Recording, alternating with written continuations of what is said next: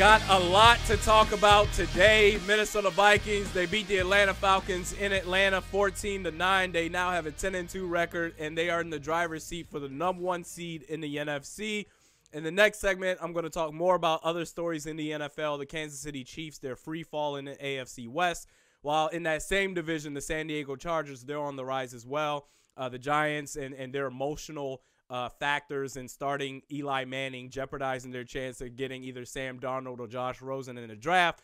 And then also, I've got a big problem with the NFL. I'm not surprised as far as how they've handled this, but I do have a big problem with the NFL and how they've handled the suspension, given equal suspensions to Juju Smith-Schuster and Rob Gronkowski. I'm going to talk about that in the next segment. But first, the Minnesota Vikings, they beat the Atlanta Falcons 14-9. They've got the #1 seed in the NFC right now. Very excited. And you know what? Here's a couple of takeaways. Before I even get to the breakdown of the game, here's a couple of things I'm just going to throw out there. Number one, I'm done with the Teddy Bridgewater talk for this season, I believe, for a couple of reasons. Number one, you're so far into the season at this point. You've got 4 games left on the season, and you've already gone through the gauntlet of the schedule, the toughest part of the schedule, in my opinion. The last toughest game that you had this season was in Atlanta, and you just won that game. You got 4 games, Carolina, Cincinnati, Green Bay, and Chicago, and that's not going to be a test, and that's not enough time for Teddy Bridgewater to figure things out, so you're too far into this season to suddenly throw him in there. Number two, hey, look, you've got the #1 seed. Now we're talking about you don't want to jeopardize that. Number 2, even if you had the number 2 seed and you get a bye week, yeah, that's great. But you got the #1 seed. Everything's just flowing really, really well. So that's number 2. Point number 3, Case Keenum. Now, in this Atlanta Falcons game, I was a little bit annoyed with Case Keenum starting out. He reminded me, the way he started out that game, it was reminiscent of that Pittsburgh Steelers game, I believe, in week 2. My criticism of him was that he was holding on to the ball for way too long. For what seemed like 5 seconds, as far as in the pocket that he had without even being touched, and he was just very indecisive as far as what he wanted to do with the ball. He overshot a couple of deep routes on Adam Thielen and Stephon Diggs, who were wide open. But you know what? As much as that annoyed me, what really impressed me about Case Keenum in that game was the fact that he was able to settle down and get calm later in the games, and Pat Shurmur was working with him to develop plays that will get him to calm down. Case in point, after two scoreless drives, you get the third possession, you get the ball. Shout out to the running game. Latavius Murray and Jerick McKinnon did a great job. The running game controlled most of this game, but when Case Keenum had to make plays, he did it, and Pat Shurmur gave him the best chance to succeed in that game. They go up to the goal line, or maybe about, the 2 or 3 yard line, maybe even the 4 yard line. They get up to the 4 yard line in the red zone, ready to score. They get a jumbo set formation, right? So this is on the 3rd possession after 2 scoreless possessions, right? They get up to about the 2 to 3, maybe the 4 yard line. They come up with a jumbo set, okay? Now, with that jumbo set formation that they had, I was thinking to myself, well, they're clearly going to run it. Or worst case scenario, or best case scenario, however it is you want to look at it, they'll do a play action bootleg and then go from there. They did neither one of those things. In that jumbo set formation, they didn't audible out of it to a 3 receiver set formation, which, by the way, 2 of your receivers were tight ends and the other one was a running back, Jerick McKinnon. And the fact that they caught the Atlanta Falcons defense off guard, they didn't call a timeout, which for whatever reason I don't understand. They felt more confident. More power to them. Kyle Rudolph with the rub route allowed Jerick McKinnon to do the outside slant for the easy touchdown pass. And that calmed things down for Case Keenum. He's done a very good job. He annoyed me with holding on to the ball. I won't get over that. But you know what? You're so far into the season. Everything's clicking on all cylinders. You got the #1 seed. I like Case Keenum for this season. As far as next season, that's a whole another conversation for another day. We'll save that as far as the conclusion of this season, because right now we're trying to win a Super Bowl, all right? The first Super Bowl in franchise history, that would be absolutely amazing. But again, Case Keenum, he's doing a very good job. Latavius Murray, like I said, he did a very good job as well. The defense, and you know what's crazy? Much like the Rams, I compared the Atlanta Falcons to the Rams because they both conjure up big plays after big plays throughout the course of a game. They do it about 2 or 3 times a game at least, if not more than that, if the offense is looking good. And they held the Atlanta Falcons in Atlanta on the road, in their house, without a touchdown. 3 field goals is all they scored. That is absolutely outstanding. That is very impressive. I thought there would have been a lot more flags thrown as far as between Xavier Rhodes and Julio Jones. And quite honestly, there were flags thrown, but it wasn't really towards that. Andrew Sendeo even had a very good pass defense against Julio Jones on a not necessarily a deep pass, but maybe a semi-deep pass, maybe about 15, 20 yards. He had a good play in pass coverage. Xavier Rhodes, I'm a little bit concerned about him because in 3 out of the last 4 games, so not last week, or I guess technically last week is Atlanta. So last week against Atlanta, not the week before that, Thanksgiving in Detroit, but the other 2 games after that or before that, there was hosted the Rams and at FedEx Field against the Washington Redskins. 3 out of the last 4 games, Xavier Rhodes has gotten banged up and has been on the ground for an extended period of time. He didn't look like he was completely healthy in that game. Even starting out, the first play for the Atlanta Falcons, the first play of the first possession that they had, they did a slant route to Julio Jones, and Julio Jones dropped the pass, thankfully. But Xavier Rhodes, he lost coverage on that immediately. He looked like he wasn't really 100%. I would actually sit him against Carolina. I'll talk about that in just a little bit. For everyone saying, what are you talking about? I'll talk about that in just a few moments. But the defense did an outstanding job. Once again, just like the LA Rams game, Everson Griffin didn't have a sack. But you know what? The pressure on the quarterback, the pass rush was completely there. Matt Ryan did not look comfortable whatsoever. Julio Jones had 2 catches for, 24 yards, and Mohamed Sanu didn't do much better. This defense did a fantastic job to not only could keep their 2 big receivers out from really having a big day, but to hold that entire offense to no touchdowns on the road, that is impressive. So kudos to them for doing a good job on that. And here's the thing that really sticks out to me. So last week in the podcast, I had a couple of people not necessarily sounding off, but disagreeing with me, and that's fine. If you disagree, whether you agree or disagree, that's fine. Comment. I love having dialogue with those that watch and listen. Thank you for tuning in, by the way.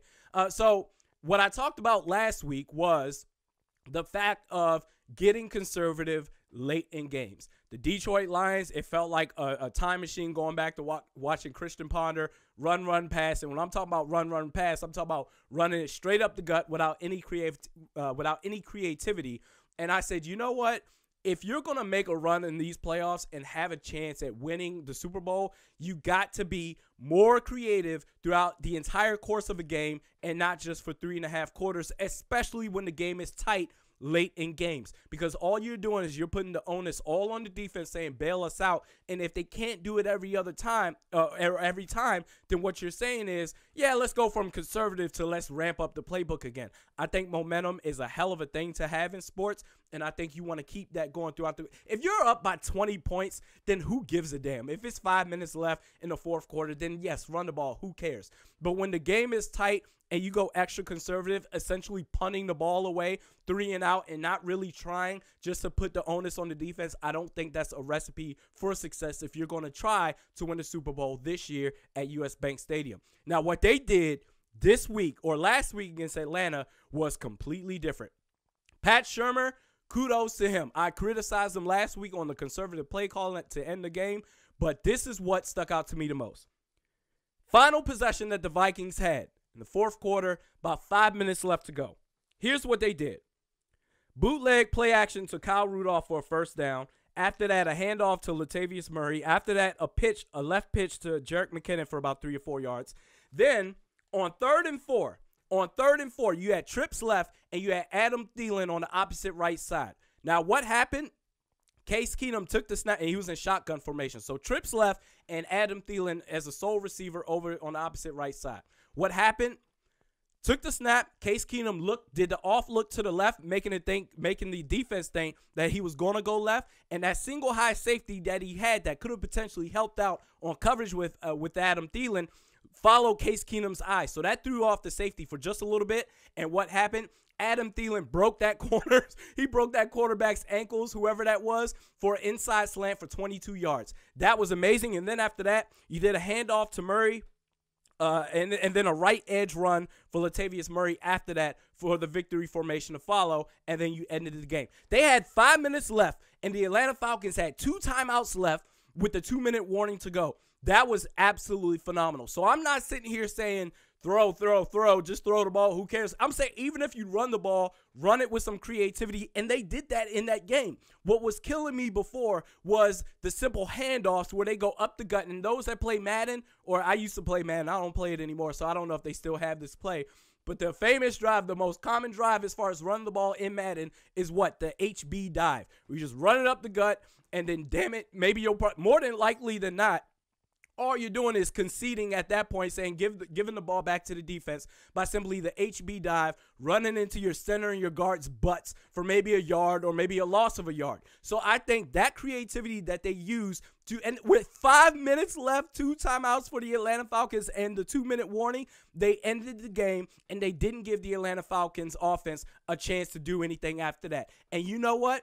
That type of play calling that you add at the end of games to seal the victories, that takes you from, okay, yeah, we'll make it into the playoffs and maybe we win a playoff game and this was a great season, to, wow, suddenly that's what's going to give you a chance at winning a championship. That's what's going to give you the chance to hoist the Lombardi Trophy at US Bank Stadium. I think they're hitting on all cylinders. That was a great win for the Atlanta Falcons. So we'll talk about this breakdown of the Carolina Panthers coming up. But real quick, I'm Jay. And I'm Matt of the hashtag NFZ, aka No Fly Zone, now officially part of the BGC Sports Network.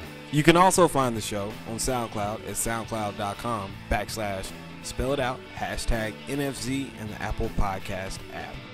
Now, let's kick it back over to Realistic Randy and the Mediocre at Best Sports Podcast.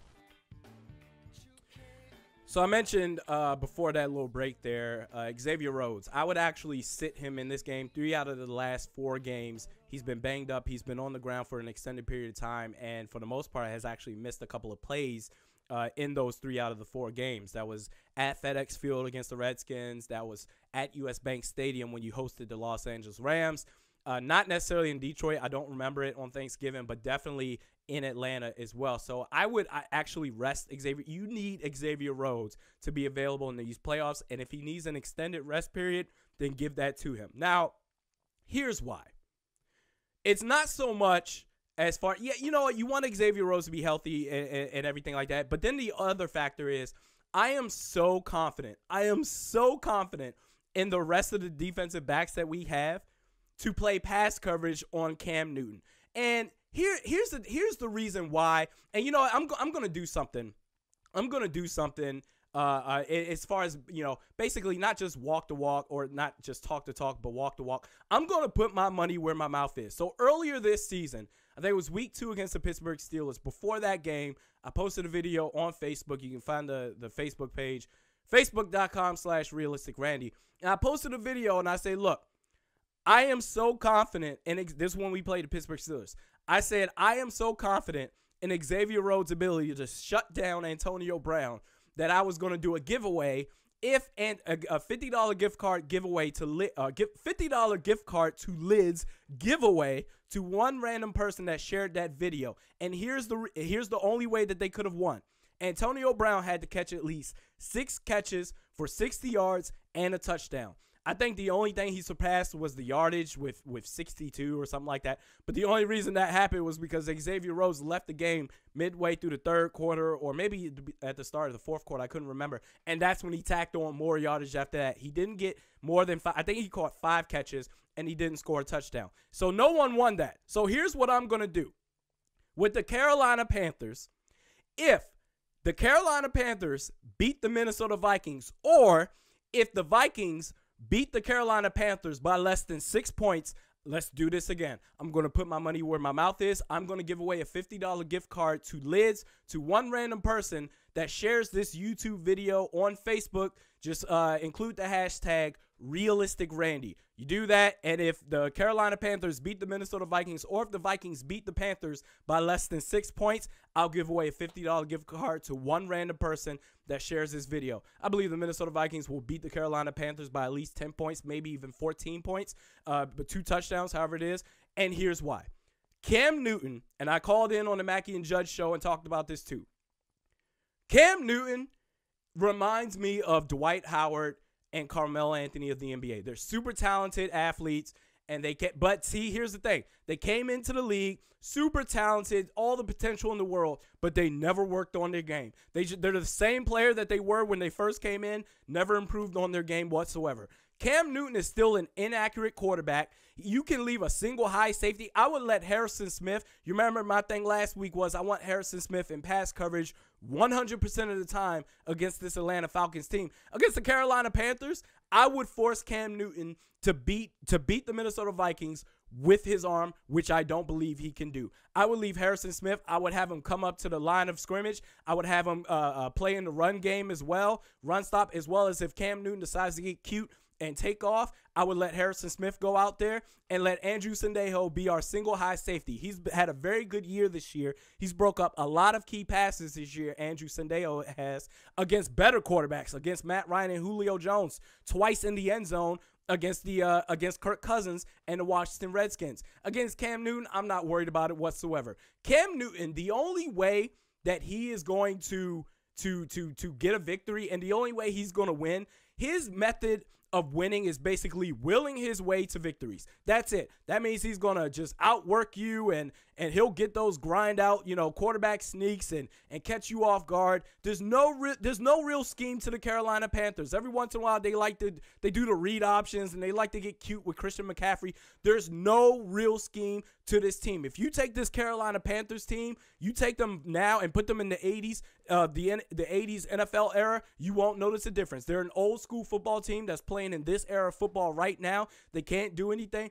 I have all the confidence, and you're not going to basically put the team on your back and will your way to victory against this Minnesota Vikings defense. Now, here's the thing. The defensive line, I say practice containment. Don't over pursue on the pass rush, especially with Danielle Hunter. I say, look, rush them, but don't go too far into it because Cam Newton will take advantage of that and will just take off for like a 20-some odd yard run after that.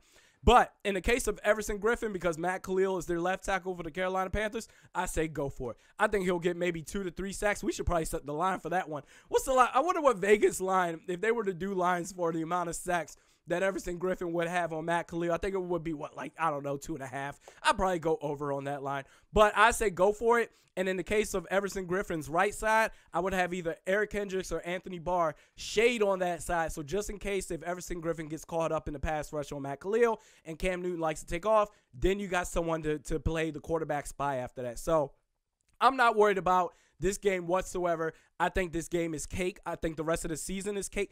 And you know what? I get it. I'm a Vikings fan. We've seen all the catastrophes happen to this team. But this is a little bit different because this defense is just so damn good. And quite honestly, being objective about this, I'm not being a homer whatsoever when I say this. I'm looking at the schedule right now. I don't see the Vikings lose. I honest to God, I don't see the Minnesota Vikings losing another game this regular season. Unless for some reason they were to suddenly not care or slack off, but they can't afford to do that. Why? Because they're 10-2 and they have the driver's seat for the number 1 seed in the NFC. So that's up for grabs for having home field advantage throughout the playoffs. Then after that, you've got Cincinnati, you've got Chicago, you've got Green Bay, and Aaron Rodgers or no Aaron Rodgers, the Green Bay Packers stink, okay? Now, with Aaron Rodgers, obviously, he makes them a little bit better, but against this team, and with Mike Zimmer, he's had very good success against Aaron Rodgers. Last year, to end the season I think it was, after Christmas or whatever it was, when the Green Bay Packers, they beat the Minnesota Vikings. That was after the collapse. That was after the 5-0 start. They were already ready to pack it in and just go fly out and go on vacation. There was no real incentive to do anything in that game. So that game doesn't even count for me. But the games that mattered, where it's toe for toe, neck and neck, hey, Mike Zimmer's done a great job against Aaron Rodgers. But if he's not there, then you're definitely going to win because Brett Hundley's their quarterback. So anyway, good stuff for the Minnesota Vikings. We'll see how the rest of this season goes. Like I said, if the Carolina Panthers beat the Minnesota Vikings or if they lose within 6 points, so 6 points or less, I was going to say minus 6 points, 6 points or less. So if they lose by 6 points, I'll even count this too. If either of those two things happen, I'll give away a $50 gift card to Lid so you can get yourself a hat to one random person that shares this video on Facebook. Just use the hashtag RealisticRandy. So up next, I'm going to talk about elsewhere in sports, other stories in the NFL. This is Mediocre at Best podcast with Realistic Randy. Feel the love come. There's just something in the world you cannot run from. Yeah, cause hurt people, not hard to love people. So evil, don't need you, I'm gone and won't see you. You wrong and I seen it. Nightmares, no dreaming, blocked and